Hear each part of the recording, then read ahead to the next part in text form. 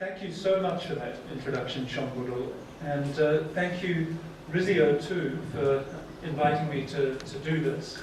And thank you, all of you, for coming out tonight and submitting your bodies to the Siberian chill of the IHC Gulmohar Hall.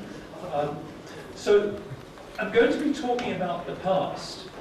And that may seem a little bit anomalous in a series that is expressly devoted to considering issues in the present. But I am using the past as a sounding board to raise questions that should impact on us now.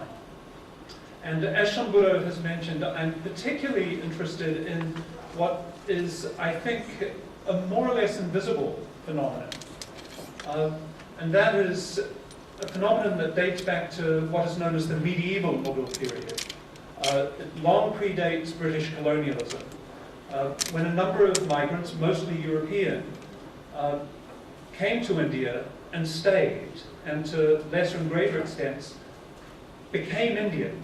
In other words, they not only made their homes in India, but they, to all intents and purposes, to outsiders, became legible as Indian.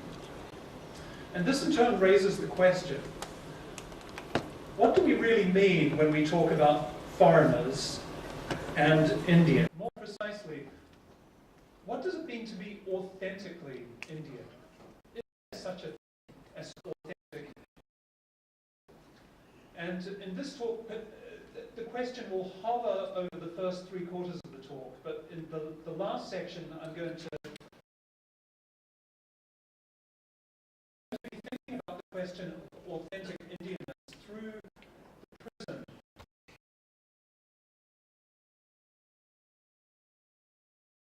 Attention to that word, its history, its diverse uses, we can, if not answer the question of what it means to be authentically Indian, then at least reframe it in an interesting way. And I always think the objective is not to answer our questions, but to find more intelligent ways of asking them again. So I hope that's what I'm going to be able to do today.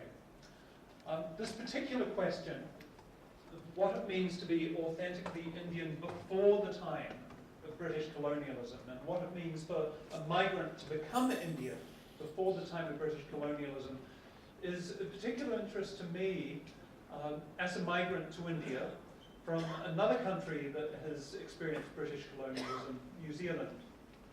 So as you'll see, there is quite a bit of me in this talk. And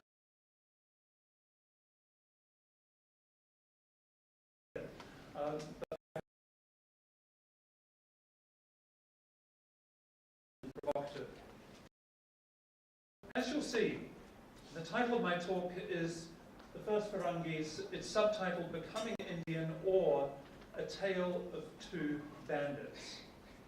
So, here goes. 28th of June, 1656. Haryana. Two bandits accost a European boy. Just another instance of a foreigner about to be robbed by Indians? Maybe, or maybe not. The bandits have encountered the boy at the Hodal Sarai, some 90 kilometers short of Delhi on the Imperial Highway from Agra. The boy wears a sad expression. He keeps casting anxious glances at his luggage, which is far bulkier than what we might expect of someone traveling alone. He's been in Hindustan for just a few months, and he's in something of a pickle. His name is Niccolo Manucci. Originally from Venice, he's the servant of an English ambassador who journeyed to Hindustan in the hope of meeting the Mughal Emperor Shah Jahan. 3 days after leaving Agra, without warning, the ambassador keeled over and died. In the 8 days since then, young Manucci has had to fend for himself in unfamiliar and dangerous terrain. His wits have been expended largely on protecting his late master's belongings, which he can't carry alone. In some, Manucci is stranded, unable to advance to Delhi or to return to Agra. the two bandits smell Minucci's vulnerability. Dressed in Mughal clothing, they introduce themselves to him as captains in the army of Shah Jahan.